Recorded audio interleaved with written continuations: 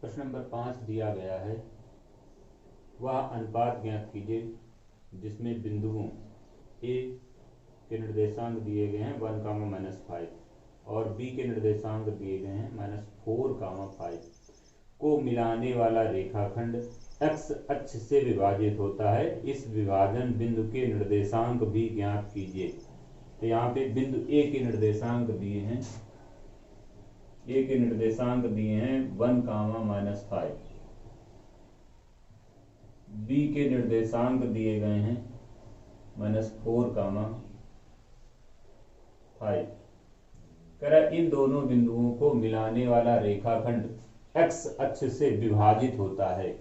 यदि इन दोनों बिंदुओं को मिलाने वाला रेखाखंड एक्स अक्ष से विभाजित होगा तो जिस बिंदु पर विभाजित होगा वहां पर y का मान सदैव 0 होगा। तो लिखेंगे x अक्ष के लिए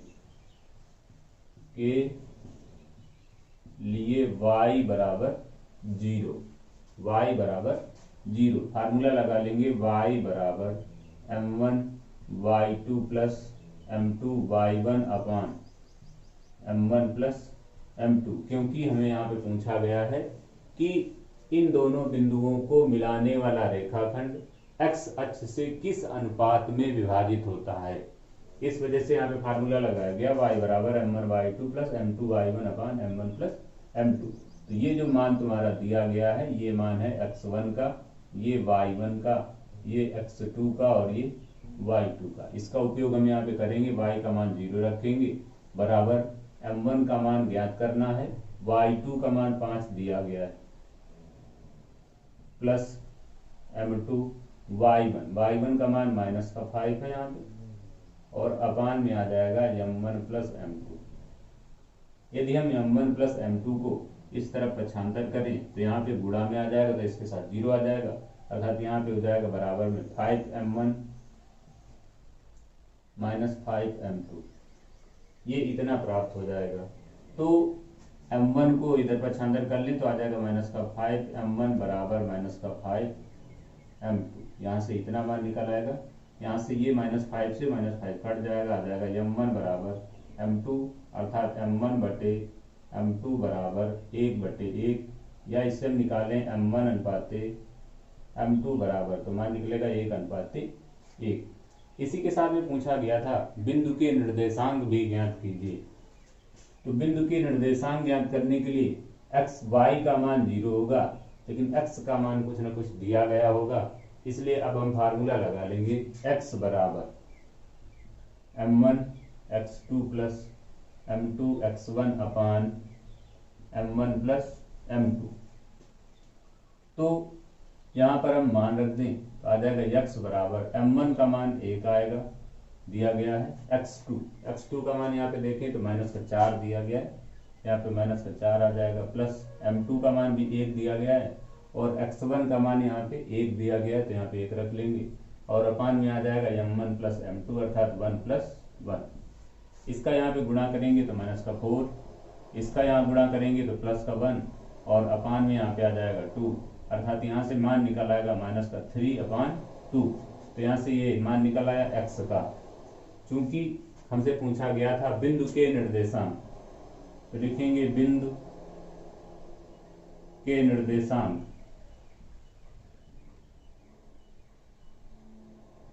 बराबर जो x का मान निकला हुआ है -3/2, x अक्ष के लिए y का मान सदैव क्या होगा, 0 होगा, अर्थात बिंदु के निर्देशांक हो जाएंगे -3/2, 0।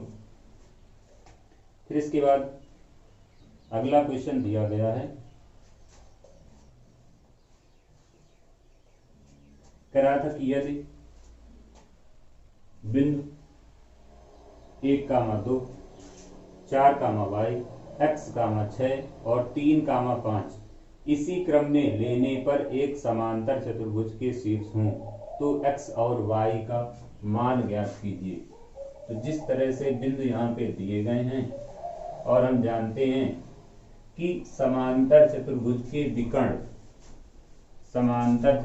के विकर्ण एक दूसरे को समद्विभाजित करते हैं, अर्थात दोनों विकर्णों के मध्य बिंदुओं के जो निर्देशांक होंगे वो एक ही होंगे। तो यहाँ पे बिंदु दिए गए हैं 1,2, दूसरा बिंदु दिया गया है 4,y, तीसरा बिंदु दिया गया है x,6, अगला बिंदु दिया गया है 3,5।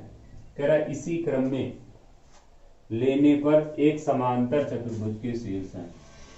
इस तरह से बना लेंगे, ये हो गया A, ये B, ये C और ये D। तो यहाँ पर जो है बिंदु के निर्देशांक लिए गए हैं। A के निर्देशांक हैं 1,2, 1,2 ले लेंगे। B के निर्देशांक हैं 4,y, C के निर्देशांक हैं x,6 और D के निर्देशांक हैं 3,5। तो यहाँ पे कह रहा है कि क्रम से लिए गए हैं। तो यहाँ पे AC के मध्य बिंदु के निर्देशांक निकालें। तो लिखेंगे विकर्ण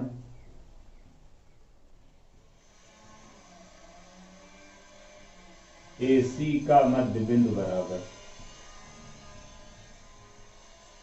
और मध्य बिंदु निकालने के लिए सूत्र लिखाया गया x1 प्लस x2 अपान 2 कामा y1 प्लस y2 अपान 2।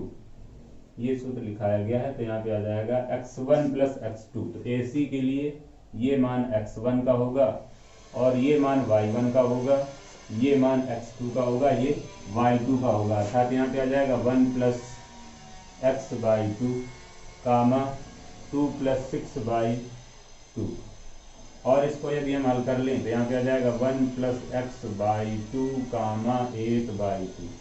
यहाँ पे ये निर्देशांक निकल आएगा। इसी तरह से हम निकाल लें दूसरे विकर्ण BD, विकर्ण BD का मध्य बिंदु, BD का मध्य बिंदु। तो विकर्ण BD के मध्य बिंदु के लिए फिर से फार्मूला लगाएंगे x1 प्लस x2/2, अर्थात आ जाएगा 4 प्लस 3/2 कामा y1 प्लस y2/2। तो y प्लस 5/2, यहाँ पे इतना निकल आएगा।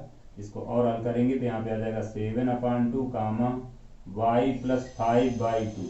ये इतना मान प्राप्त हो जाएगा, क्योंकि हम जानते हैं कि इनके विकर्णों के मध्य बिंदु एक ही होंगे। इनके विकर्णों के मध्य बिंदु यानी कि समांतर चतुर्भुज के विकर्णों के मध्य बिंदु एक ही होंगे। इसलिए AC का मध्य बिंदु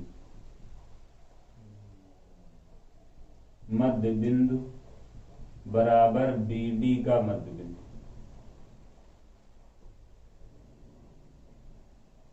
तो AC का मध्य बिंदु निकला हुआ है 1 प्लस x/2, 1 प्लस x/2 कामा 8/2, और BD का मध्य बिंदु निकला हुआ है 7/2 कामा y प्लस 5/2। तो x वाले मान को x वाले मान के बराबर कर लें, y वाले मान को y के बराबर कर लें। तो यहाँ से मान निकल आएगा 1 प्लस x/2 बराबर 7/2।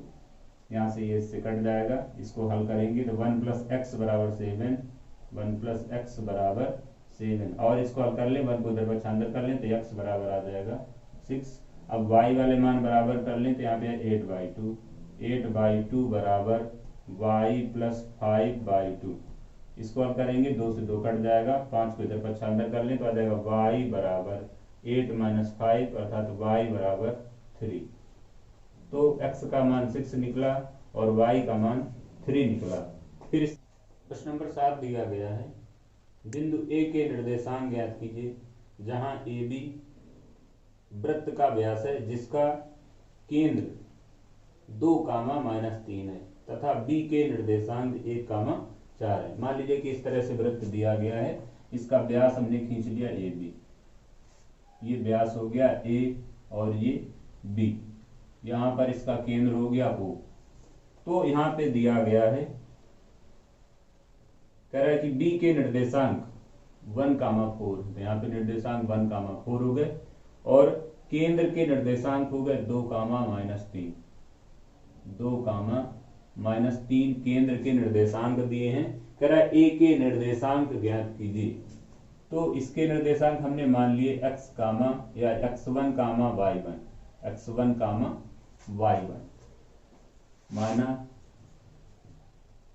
ए के निर्देशांक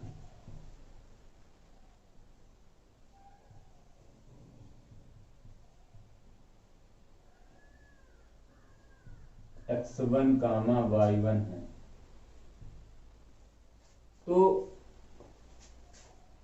केंद्र से वृत्त की परिधि तक की दूरी त्रिज्या कहलाती है। तो ये वृत्त का केंद्र और ये परिधि पर बिंदु, अगर इसको मिला दिया जाए तो त्रिज्या हो जाएगी। और इधर भी देखें तो ये भी त्रिज्या होगी, अर्थात यहाँ से यहाँ तक की दूरी और यहाँ से यहाँ तक की दूरी बराबर दूरियों पर होंगी। और व्यास का जो मध्य बिंदु होता है वही वृत्त का केंद्र होता है। इसलिए हम कह सकते हैं कि व्यास AB का मध्य बिंदु, व्यास AB का मध्य बिंदु, व्यास AB का मध्य बिंदु O है।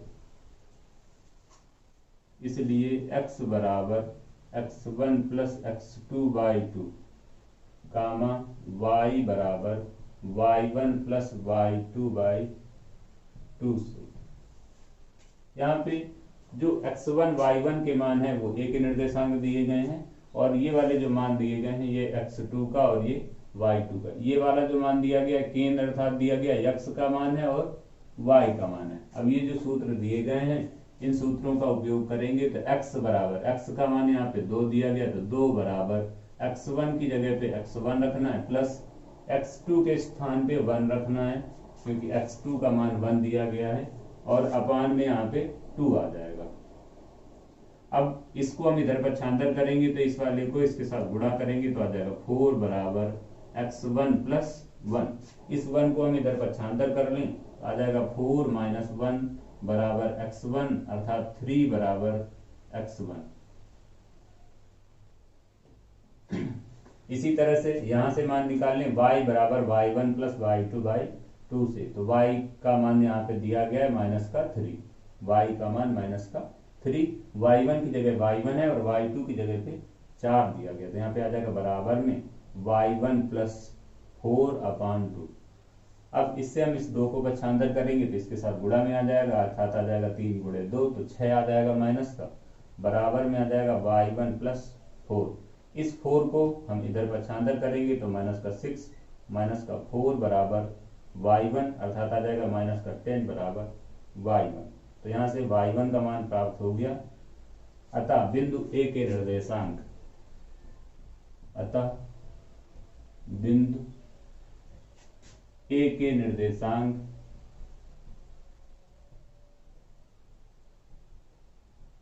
बराबर, A के निर्देशांक निकलेंगे x और y के मान। तो x का मान निकला था 3 कामा y का मान निकला था -10, अर्थात ये निर्देशांक होंगे